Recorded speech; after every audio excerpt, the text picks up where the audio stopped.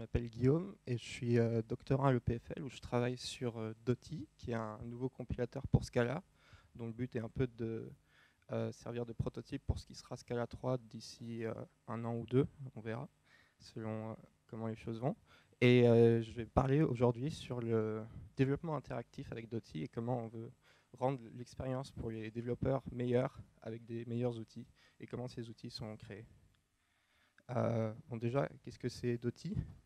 En gros, c'est un nouveau compilateur pour Scala avec un type system qui est complètement refait, même si pour l'utilisateur, c'est très semblable à ce qui existait déjà dans Scala 2. La théorie sur laquelle il est basé a été plus développée et on est plus confiant d'avoir un truc solide. Et si vous voulez plus d'infos, allez sur le site web. Et du coup, qu'est-ce qu'on fait d'intéressant avec Dotty? En gros, ça nous donne une chance de redesign, de refaire plein de composants du compilateur. Donc c'est un peu réinventer la roue d'une certaine manière, mais ça nous permet de refaire en mieux certains trucs. Par exemple, on a pu, en refaisant la compilation incrémentale, fixer plein de problèmes qu'on avait où la compilation incrémentale ne compilait pas assez de trucs, par exemple, et oublier de compiler certains fichiers.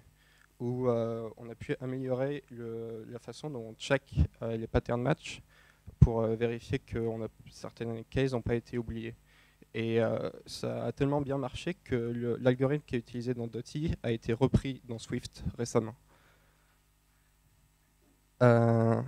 Et bien sûr, si on veut que les gens commencent à utiliser notre compilateur, parce que même s'il n'est pas encore prêt pour remplacer Scala 2, il est déjà assez développé pour qu'on veuille que les gens l'utilisent pour avoir du retour utilisateur, il faut qu'on ait un certain outillage qui soit assez bon pour que les gens veuillent l'utiliser au jour le jour.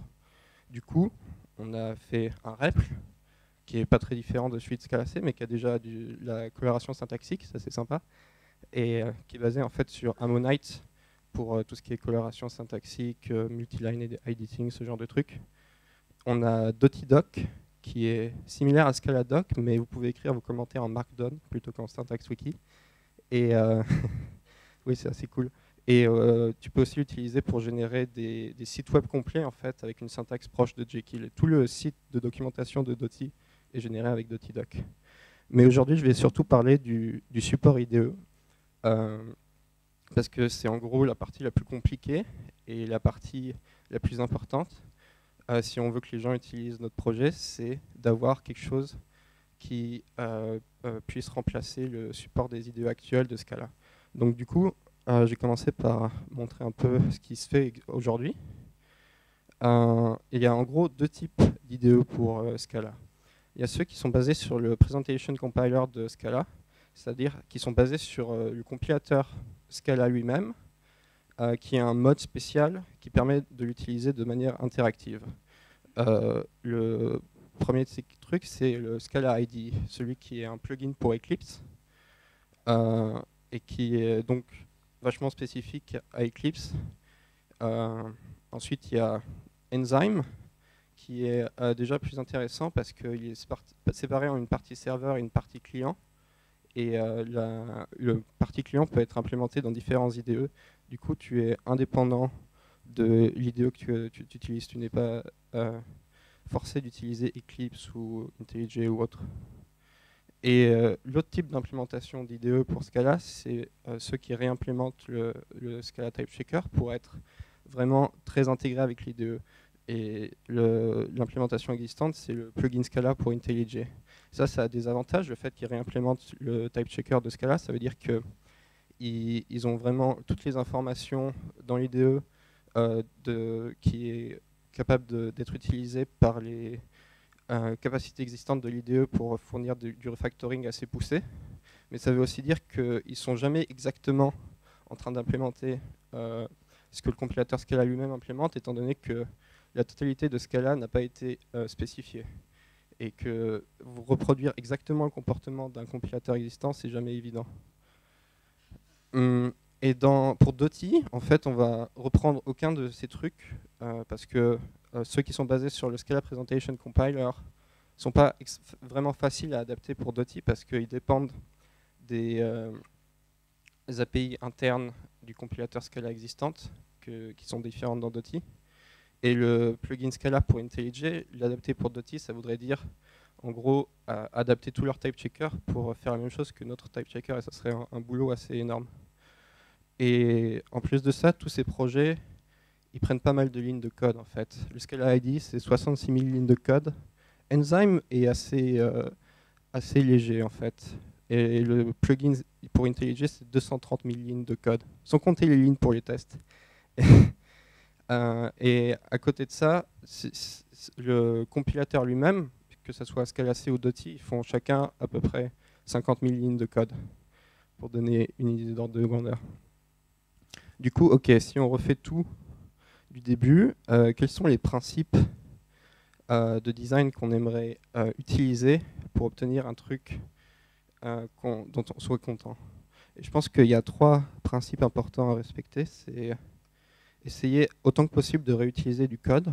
Donc pas se retrouver avec des dizaines de milliers de lignes de code qui sont uniquement utilisées dans l'IDE, parce qu'un IDE c'est vachement plus dur à tester qu'un compilateur que tu lui donnes des fichiers qui te donne une output, parce que forcément pour tester un IDE tu as besoin de faire des tests plus ou moins interactifs.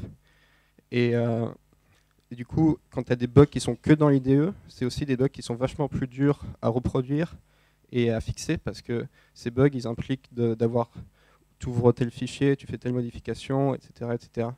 Donc autant que possible, il faudrait que le code qu'on utilise dans l'IDE, ça soit le code qu'on utilise dans le reste du compilateur, pour que les bugs qui soient dans les IDE, ça soit aussi les bugs du compilateur, et qu'on en fixe un, on fixe l'autre. L'autre principe important, c'est de ne pas se retrouver comme le Scala IDE, à être bloqué à utiliser un seul éditeur, parce que les gens ont des goûts différents. Et parce qu'un éditeur qui est à la mode un jour, comme Eclipse, peut se retrouver plus du tout à la mode, comme Eclipse. Et le dernier principe, et je pense le plus important, c'est que le support IDE doit être facile à utiliser et à installer, parce que les développeurs sont quand même des utilisateurs au final, et l'expérience utilisateur, c'est un truc important. Du coup, je vais prendre ces principes un par un et voir comment on les a implémentés. Le premier principe, donc, c'est comment on va faire pour réutiliser du code. Donc on veut réutiliser autant que possible le compilateur qu'on a. Donc ce qu'on veut faire, c'est poser des questions à notre compilateur pour pouvoir implémenter les fonctions de l'IDE. Par exemple, aller à la définition du symbole qui est sous le curseur à cet endroit-là. Comment on va faire ça? Bon, si on regarde comment ça marche, un compilateur, il y a plein de phases, il y a plein de trucs. Il y a un parseur tout en haut. Le parseur, il prend en entrée du code source, et sa sortie, c'est des arbres syntaxiques abstraits non typés. Ensuite, il y a un typer qui va transformer ces arbres en des arbres syntaxiques typés. Et ensuite, il y a plein de phases, et tout ce qu'elles vont faire, c'est simplifier ces arbres jusqu'à arriver à quelque chose qui puisse être en gros émis comme du bytecode de JVM ou comme quelque chose qui puisse être passé à un backend JavaScript ou autre. Donc qui est vachement plus simple que le code haut niveau écrit par l'utilisateur.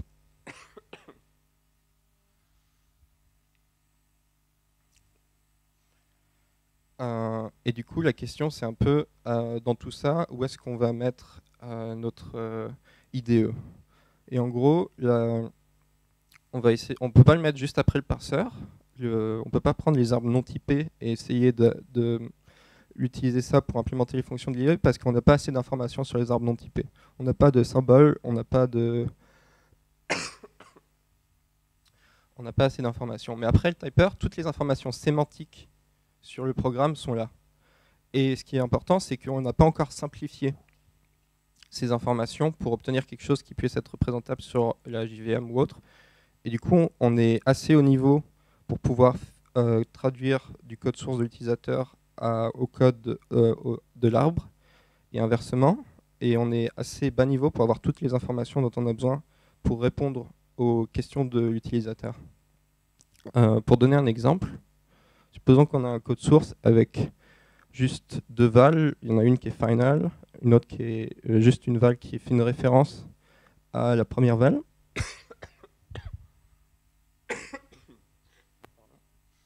Et j'ai mis un petit emoji pour représenter la position du curseur. Donc en gros, l'utilisateur il a mis son curseur ici. Et il a envie d'aller à la définition de LM. Donc il fait clic droit sur LM et il dit Go to Definition. Comment on va faire ça? Si on a juste le code source, on ne peut pas vraiment faire ça parce qu'on n'a pas les informations nécessaires. Si on a l'arbre non typé, on ne peut pas non plus faire ça parce que tout ce qu'on a avec un arbre non typé, c'est des informations syntaxiques. Mais après le typer, ça c'est une représentation en gros pretty-printée de l'arbre après le typer, où tous les nœuds de l'arbre ont un type et une position, et ils ont aussi un symbole. Et avec ces informations, on est capable de répondre à ce genre de query. Et pour donner un exemple de pourquoi est-ce qu'on ne pourrait pas aller plus loin dans les phases du compilateur pour répondre à ce genre de query, c'est qu'après la phase qui s'appelle First Transform, il y a du constant folding qui est fait en fait. Et du coup, l'arbre qu'on obtient, c'est juste 2 à la place de lm plus 1, parce qu'on sait que lm c'est 1. Mais du coup, à ce moment-là, si on essaie de faire go to definition, on va essayer de trouver l'arbre à la position sur laquelle on est, et l'arbre, ça va juste être 2 à la place de lm. L'information a été perdue. Du coup, il n'est pas possible de répondre à la query de l'utilisateur à cet endroit-là. OK. Et du coup, pour résumer, pour poser des questions au compilateur, ce qu'on va faire, c'est prendre les arbres après le typer et les stocker quelque part. Et quand une query arrive de l'utilisateur, on va traverser l'arbre et selon la query, utiliser différents mécanismes sur ces arbres pour essayer de trouver la réponse. Mais du coup, il y a une question qui reste, c'est que faire pour le code qui a déjà été compilé. Donc tout ce que j'ai montré là, ça marche super bien pour tout le code qui est dans ton code source, dans ton IDE, et que tu peux juste le type-checker et répondre aux questions de l'utilisateur. Mais bien sûr, si tu veux faire un truc comme trouver toutes les références à tel symbole, c'est possible que ces références soient dans des fichiers qui ont déjà été compilés, tu n'as pas le code source, ouvert dans ton IDE, tu as juste le class files dans ton class path.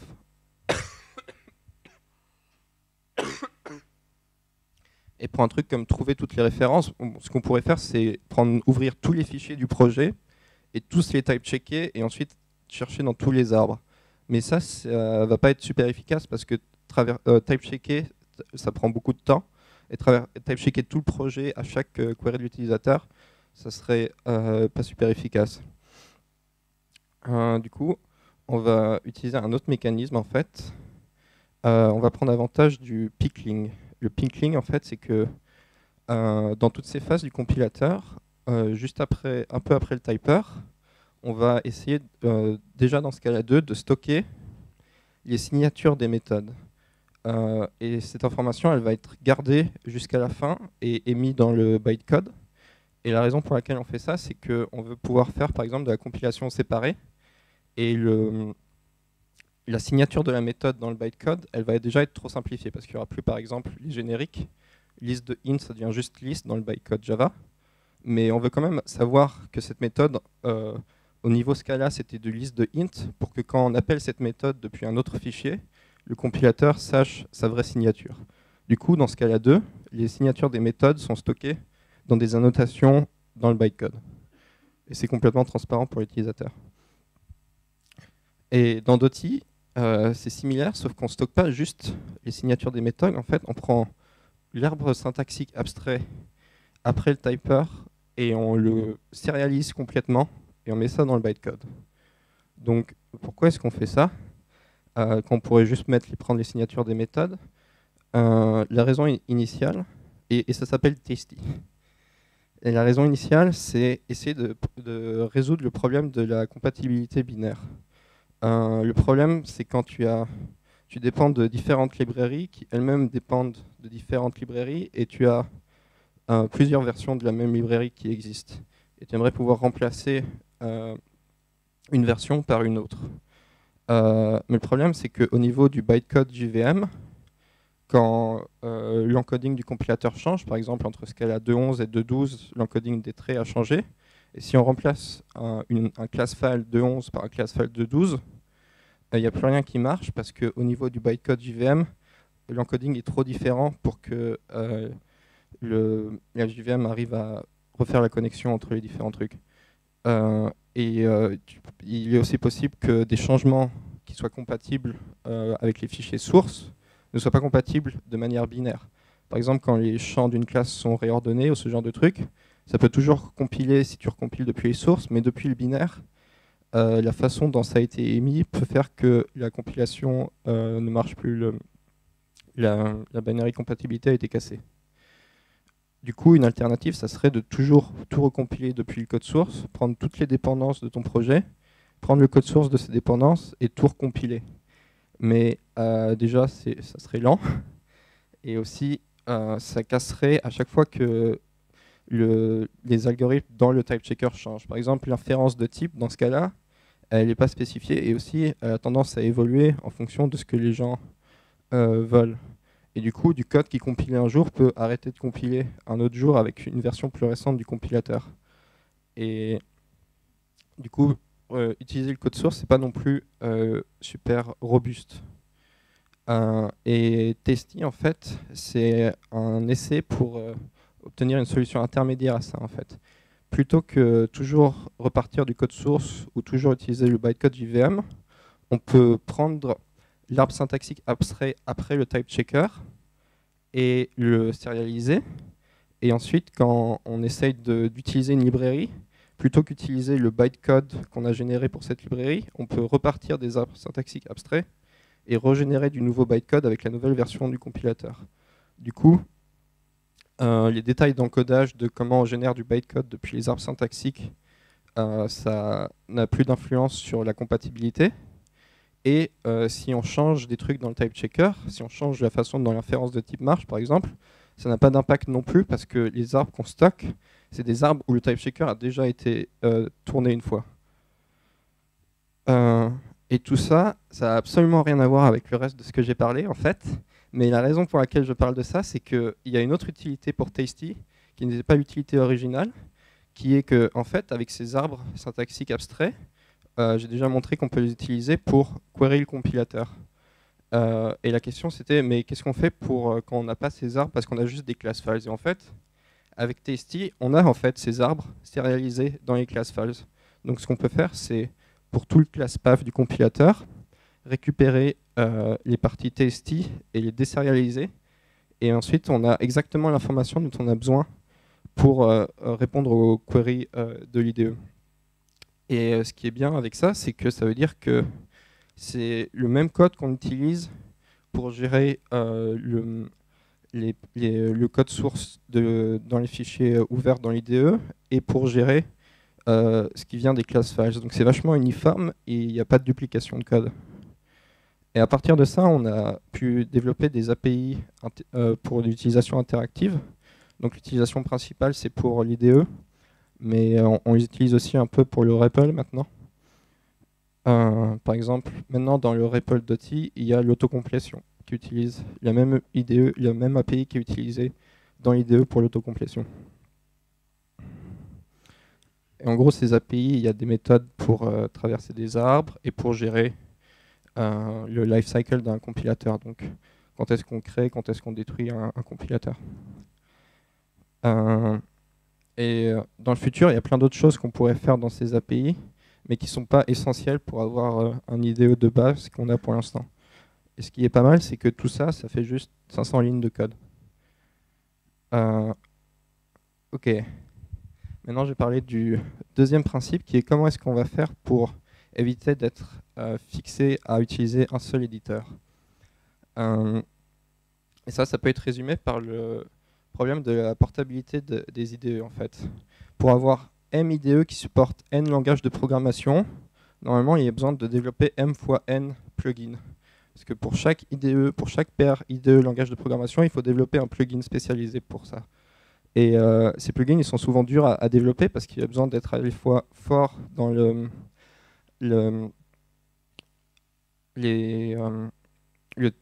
comment le compilateur marche et comment marche l'IDE. Et en général, les experts des IDE et les experts des compilateurs, c'est pas les mêmes personnes du coup. C'est pas génial. Et le Language Server Protocol, c'est un protocole inventé par Microsoft pour Visual Studio Code, qui est un éditeur open source qui est assez sympa. Et le protocole, c'est un essai pour résoudre ce problème. Et la façon dont ça marche, en fait, c'est que on sépare, d'un côté, on a un outil, en général un IDE, et de l'autre, on a un language server, qui a toute l'intelligence de comment gérer un langage de programmation particulier. Et quand dans l'outil, on ouvre un document, on va envoyer un message au serveur. Quand on modifie le document, à chaque fois que l'utilisateur appuie sur une touche dans son IDE pour modifier le fichier, on va aussi envoyer un message. Et de son côté, le language server peut envoyer des messages à l'outil, par exemple, lui dire les erreurs qu'il y a eu dans ce fichier. Et tout ce protocole fonctionne juste avec des URL pour identifier les fichiers et des positions pour identifier dans les fichiers à quelle position est le curseur de l'utilisateur, par exemple, ou à quelle position était l'erreur. Et tout ça, c'est complètement indépendant des arbres syntaxiques abstraits qui sont dans le compilateur ou de toute la représentation qu'utilise le compilateur. Donc ce protocole, il peut marcher pour un peu n'importe quel langage. Et en gros, le protocole est basé sur JSON RPC, donc il est assez facile à regarder parce que c'est juste des messages JSON. Le language server s'occupe de garder une représentation interne de tout le code que l'utilisateur envoie depuis son IDE. Et ouais, le reste, j'en ai déjà parlé. Et le protocole est complètement asynchrone et toutes les requêtes peuvent être arrêtées. Du coup, normalement, dans l'IDE, il n'y aura jamais un moment où il va être bloqué parce qu'il attend une réponse de l'utilisateur. Parce que tout doit de toute façon être géré de manière asynchrone.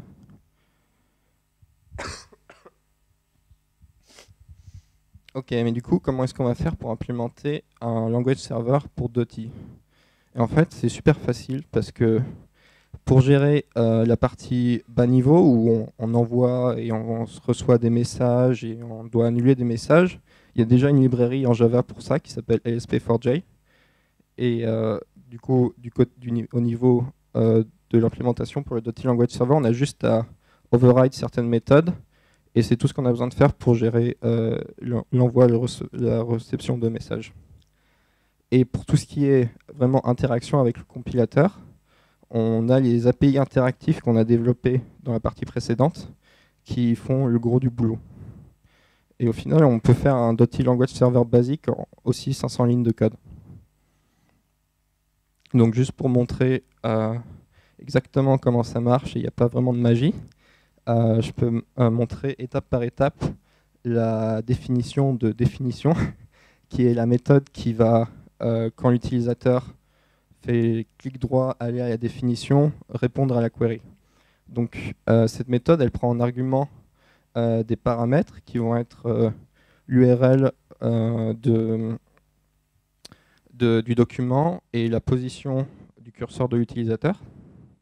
Et pour répondre à cette méthode, on va faire un compute async qui va juste faire un cancelable future avec, on lui passe un argument qui est un token qu'on peut utiliser pour annuler la requête si on sait que de toute façon on n'a pas besoin de la finir parce que par exemple l'utilisateur a décidé d'arrêter de demander la définition et passer à autre chose. Et du coup on va déjà récupérer l'URL. À partir de cette URL, on va trouver l'instance du compilateur qui gère cette URL parce que dans un projet SBT, en général, on a plusieurs sous-projets et chaque sous-projet va avoir ses propres flags pour le compilateur, va avoir sa propre liste de fichiers, sa propre liste de dépendances. Donc chacun de ces sous-projets va être géré par une instance différente du compilateur. Et à partir de l'URL, on peut retrouver quelle instance du compilateur gère ce fichier. Ensuite, on va mettre dans le scope implicite le contexte du compilateur. Dans Dotty, le contexte, c'est ce qui est en gros l'état global du compilateur. qu'on passe implicitement dans toutes les méthodes où on a besoin de cet état. Ensuite, on va traduire la position qu'on reçoit donc de params.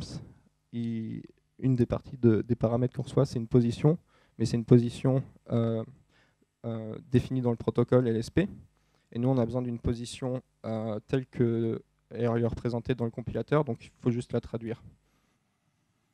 Et ensuite, c'est tout simple, on va regarder dans notre compilateur pour trouver tous les arbres syntaxiques typés qui correspondent au fichier dans lequel on fait la requête.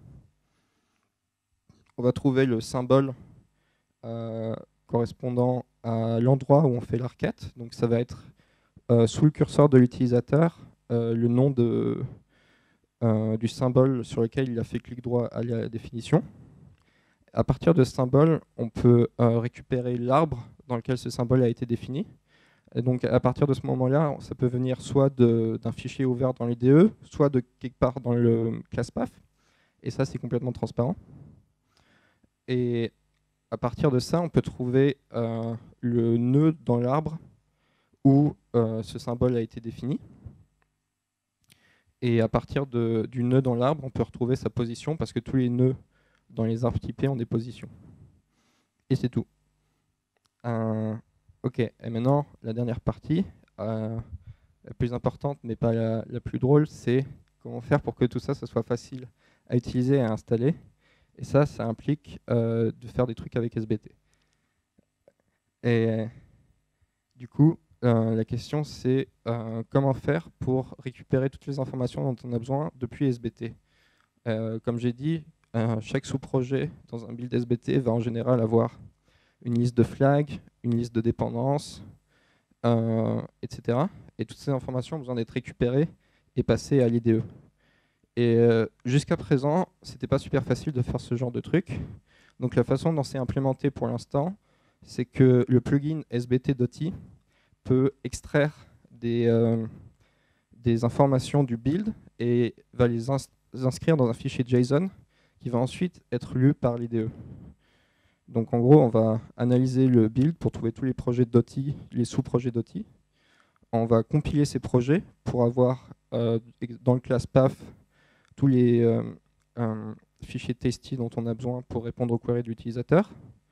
On va générer les fichiers de configuration. On va installer l'extension pour Visual Studio Code pour .i. Donc le support IDE n'est pas spécifique à Visual Studio Code, mais pour l'instant, on a juste fait le truc le plus simple qui marche, c'est-à-dire toujours dire aux gens d'utiliser Visual Studio Code parce que c'est l'implémentation de référence pour le Language Server Protocol et parce que ça nous évite d'avoir à tester toutes les autres implémentations. Mais à long terme, on aimerait que ça soit aussi facile d'utiliser Visual Studio Code que d'utiliser toute autre IDE qui supporte le Language Server Protocol. Et ensuite, toujours depuis le plugin, on va lancer Visual Studio Code. En pratique, ça veut dire qu'on va générer deux fichiers. Un fichier utilisé pour trouver comment lancer le .i Language Server, donc il va juste contenir le nom de l'organisation de l'artefact et la version. Et ça, c'est suffisant pour, depuis Maven, récupérer le jar et le lancer. Et on utilise Coursier pour faire ça. Coursier, c'est super cool. Et le fichier JSON dont j'ai déjà parlé avec la version pour tous les sous-projets, la version du compilateur, la liste des arguments, la liste des fichiers sources, etc. Ok, et ça résume l'état actuel du projet. Au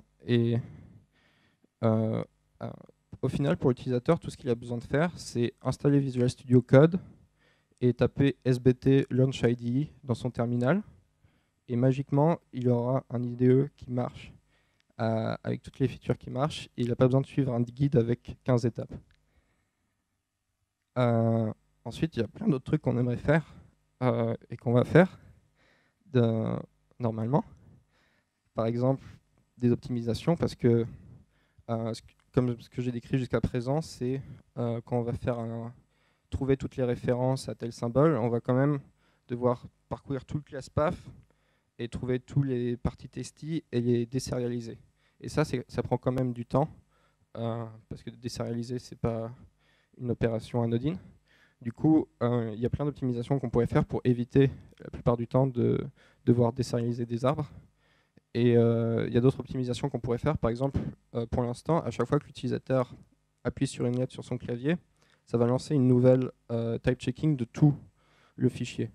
Mais on pourrait envisager de ne type checker que une sous-partie du fichier. Par exemple, quand on modifie une méthode locale, probablement que si elle a une signature qui a été déclarée, il n'y a pas besoin de recompiler tout le fichier, on a juste besoin de recompiler la méthode elle-même. Bien sûr, on aimerait rajouter plus de features. La plupart des features basiques d'un IDE marchent, mais il nous manque encore le support de la documentation. Et la façon dont on aimerait faire ça, c'est en rajoutant dans Tasty, en fait, les commentaires Scala doc de chaque méthode. Comme ça, que ça vienne des fichiers sources ou que ça vienne du class path, on aurait toute la documentation déjà dans les fichiers .class, ce qui éviterait d'avoir à télécharger des centaines de mégas de jar de fichiers sources pour avoir la documentation. Et ça permettrait aussi super facilement de rajouter par exemple une commande dans le REPL pour récupérer la documentation d'une méthode dans le REPL. Et ce qui est encore plus critique, c'est avoir une meilleure intégration avec les build tools et surtout SBT. Donc ce que j'ai décrit pour l'instant, c'est un peu une solution de secours qu'on a en attendant que SBT ait un bon mode serveur, c'est-à-dire une façon pour le Dotty Language Server de communiquer avec SBT pour lui poser des questions, plutôt qu'avoir un plugin qui extrait des informations dans un fichier JSON qu'on va ensuite lire. Et le fichier JSON peut ne plus être à jour, ce genre de truc. Donc ce serait beaucoup plus simple si on pouvait juste poser des questions à SBT. Et avec SBT 1, et surtout avec la 1.1 en cours de développement, ça va être possible parce qu'en fait SBT maintenant implémente aussi le Language Server Protocol, et avec des extensions pour pouvoir poser des questions spécifiques au build tool. Et on devrait pouvoir utiliser ça pour implémenter ce qu'on fait maintenant avec un plugin et pour faire des trucs plus poussés. Par exemple, juste recompiler le projet incrémentalement à chaque fois qu'un fichier est sauvegardé dans l'IDE, ou juste pour avoir une vue d'ensemble de qu'est-ce qui est compilé, qu'est-ce qui ne compile pas dans le projet, et ça permettra à l'IDE d'obtenir des résultats beaucoup plus justes en général. Et finalement, last but not least, c'est le support d'avoir un debugger.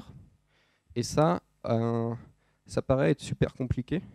Mais en fait, c'est pas tant que ça, parce que Microsoft a récemment sorti le Java Debug Server, qui est pour Visual Studio Code, un truc pour pouvoir débugger du code et avoir dans l'interface utilisateur de Visual Studio Code la stack, pouvoir modifier les variables, pouvoir mettre des breakpoints, etc. Et tout ça, c'est basé sur la Java Debug Interface, qui est une API pour communiquer avec une JVM de manière remote. Et j'ai pu récemment faire un proof of concept pour utiliser ça sur Dotty lui-même. Et ça marche vachement bien en peu de lignes de code. Donc je suis assez confiant qu'on peut avoir un truc pas mal en peu de lignes de code. Ce qui est encore une fois assez important si on veut quelque chose de maintenable et de pas bugger. Et la partie la plus dure, en fait, ça va être de supporter, d'évaluer des expressions Scala dans le debugger. Parce que ce que les gens aiment faire, c'est mettre un breakpoint quelque part, lancer le programme, attendre qu'il s'arrête au breakpoint, et ensuite taper une expression Scala arbitrairement complexe, qui va peut-être demander de résoudre des implicites, de faire de l'inférence de type, etc., et printer le résultat de cette expression. Et ça, c'est assez complexe à faire, parce que quand on est sur une JVM qui est en train de tourner, et qu'on veut lui envoyer des commandes, on peut juste lui envoyer des commandes qui sont de très bas niveau. Du coup, si on veut lui envoyer des expressions Scala, c'est pas évident comment faire. La façon dont, par exemple, le Scala IDE le fait, c'est qu'il y a quelque chose comme une vingtaine de phases de compilation pour essayer de transformer une expression Scala en quelque chose qui peut être passé à l'API JDI. Et le problème de ça, c'est que c'est beaucoup de lignes de code. Du coup, parce que j'ai un proof of concept où j'expérimente pour, plutôt que faire ça, c'est prendre le code source d'un fichier, rajouter l'expression dans le code source à l'endroit où je veux l'évaluer, recompiler complètement le fichier, Et juste avant la fin de la compilation, extraire cette expression qui est maintenant est bas niveau. Et ensuite, pour envoyer cette expression sur la JVM que je suis en train de débugger, je vais compiler cette expression dans un class file avec des paramètres pour toutes les variables locales que la JVM remote peut me donner. Et plutôt que essayer d'exécuter ça en envoyant plein de commandes à la JVM, je vais juste carrément lui envoyer un array de bytes qui correspond au class file pour injecter le code dans la JVM distante pour pouvoir exécuter l'expression Scala. Et ça a l'air un peu tordu comme ça, mais ça a l'air de marcher. Du coup, si ça marche, je pense qu'on peut avoir un support complet de toutes les features que les gens s'attendent dans un IDE pour Dotty en peu de lignes de code, ce qui serait vraiment bien. Voilà, au final, qu'est-ce qu'on peut retirer de tout ça? C'est que c'est bien de designer son compilateur en pensant aux utilisations interactives parce que ça va influencer la représentation interne du compilateur. Par exemple, Testy, qui au départ n'était pas pensé pour ce genre d'utilisation, ne stockait pas de manière extrêmement précise les positions des nœuds des arbres. Parce que cette information, elle est importante pour rapporter des messages d'erreur à l'utilisateur pour dire à telle ligne, il y a eu tel problème. Mais pour le problème de la compatibilité binaire, c'est pas super important. Mais du coup, quand on a voulu commencer à utiliser Tasty pour l'IDE, ça est apparu comme un problème parce qu'on aimerait quand même pouvoir faire trouver toutes les références ou demander à l'IDE de renommer telle expression en telle string. Et pour faire ça de manière correcte, on a besoin vraiment de positions très précises. Donc on a dû stocker plus de positions dans Tasty. Ça serait bien aussi si le build tool est designé pour d'utilisation interactive, où on se retrouve dans le cas où maintenant on doit adapter SBT pour ces utilisations et c'est pas facile. Et finalement, je dirais que je pense que le genre d'interactivité qu'on a avec les IDE et les REPL aujourd'hui sont assez limités et qu'il y a beaucoup plus qu'on pourrait faire, notamment dans les langages fortement typés, en utilisant l'information qu'on a sur les types pour pouvoir donner plus de conseils à l'utilisateur. Plutôt que lui balancer des erreurs de message à la figure, on pourrait essayer de le guider pour générer son programme. Et ce qui existe de plus proche aujourd'hui, c'est il y a un livre qui s'appelle Type Driven Development with Idris. Idris, c'est un langage de programmation avec des dependent types.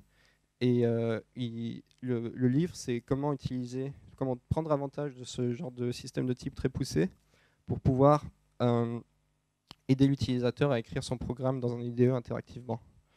Et c'est le genre de choses qu'on pourrait aussi probablement faire avec Scala, parce que Scala a quand même un système de type assez poussé, si on mettait plus d'efforts à faire des outils interactifs qui vont plus loin.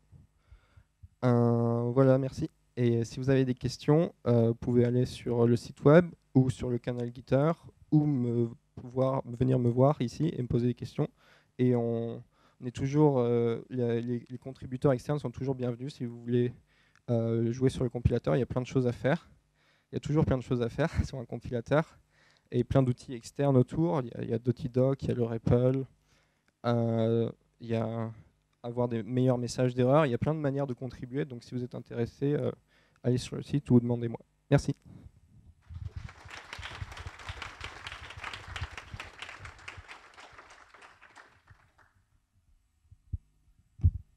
Oui.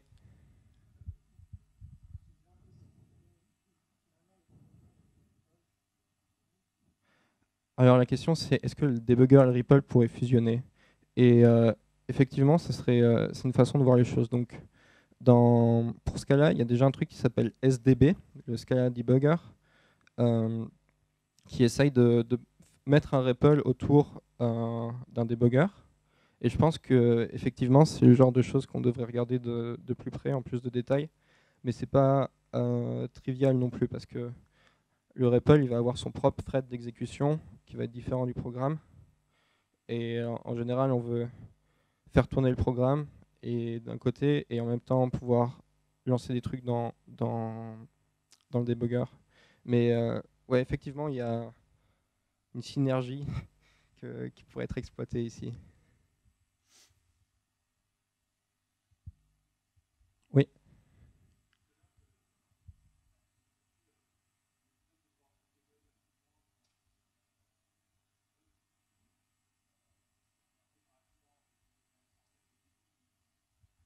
Alors, dès le début de Dotty, je crois que le Language Server Protocol n'existait pas, donc pas vraiment. Mais dès le début de Dotty, il a déjà été développé en pensant à des utilisations interactives. C'est-à-dire que le même instance du compilateur peut être utilisé plusieurs fois pour compiler du code. Et l'instance du compilateur, elle va se souvenir de ce qu'elle a compilé avant. Elle aura toujours accès aux symboles qu'elle aura compilés avant, mais elle saura que ça vient d'anciennes versions du code.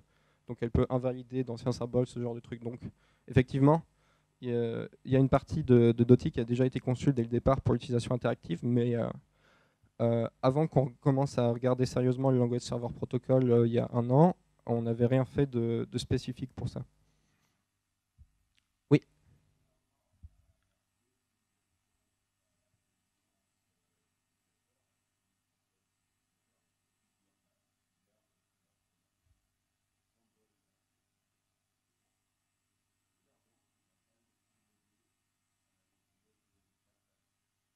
Qui va pas, pardon?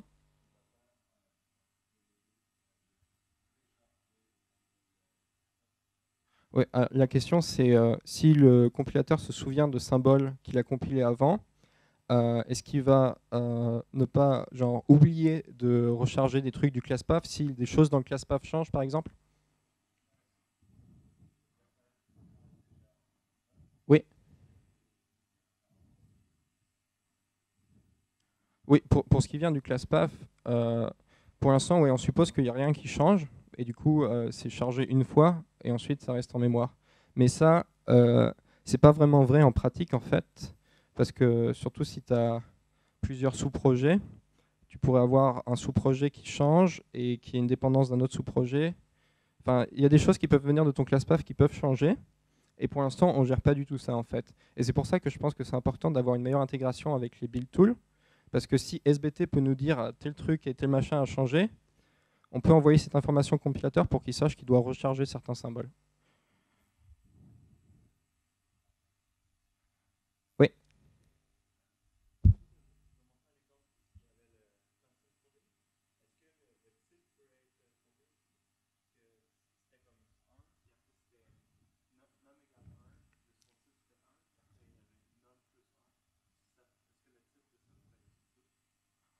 Le type, ouais, la question c'est avec le constant folding, on a des types très précis. En fait, la final val qui a une valeur de 1, son type c'est le type 1, dont la seule valeur c'est 1. Et la question c'est est-ce que du coup quand tu fais lm plus 1, le type de l'expression ça peut être 2. Et effectivement, et ça va même avant qu'on fasse le constant folding, quand on type check l'expression et qu'on type check des expressions avec des types constants, on va obtenir une expression dont le type résultant, ça va aussi être un type constant, qui peut ensuite être utilisé potentiellement pour faire plus de constant folding. Par contre, il faut faire gaffe parce que même si tu as un type constant, tu peux quand même avoir des side effects dans ton expression, et du coup, tu ne peux pas toujours enlever l'expression. Oui, ok.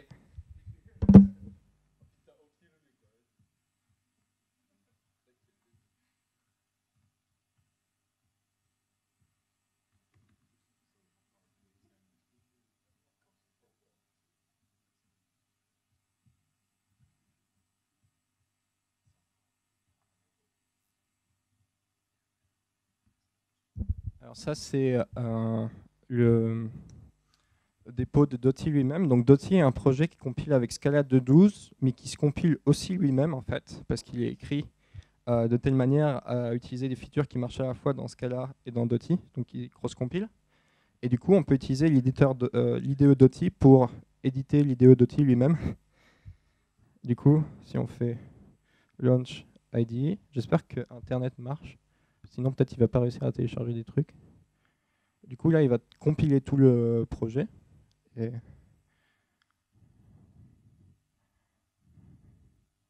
ouais, c'est bon, il y a presque tout qui était déjà compilé. Ouf. Et là, le client s'est lancé sur l'autre écran. Hop. Je pop ici. Et il y avait des fichiers qui étaient ouverts. Et maintenant, si je mets mon curseur ici, j'ai le type de l'expression. Et si je fais clic droit, go to definition, j'ai été à la définition. Et il y a plein de sous-projets dans Dotty. Il y a le compilateur. et il y a la documentation, et il y a le language server. Donc si je vais chercher le code que je vous ai montré tout à l'heure, qui est maintenant un petit peu plus compliqué, qui tient plus sur une slide, mais qui n'est pas beaucoup plus compliqué. Def definition, hop, ça marche aussi, même si on est dans un sous-projet différent. Et là, si je veux aller sur interactive.inclosing source symbol, je vais être transporté dans un autre sous-projet, et ça marche aussi. Et si je veux faire de l'autocomplétion, ben, ça a l'air de marcher aussi. C'est assez cool, non? Voilà.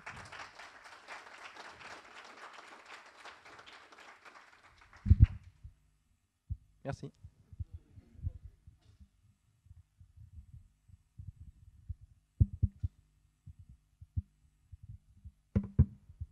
Ouais. Comment ça marche avec les sources Java? C'est une très bonne question. Ça marche pas du tout pour l'instant. Et ce que je pense qu'on devrait faire, c'est s'intégrer avec le Java Language Server. Donc quand tu ouvres un fichier Java, ça lance l'autre serveur.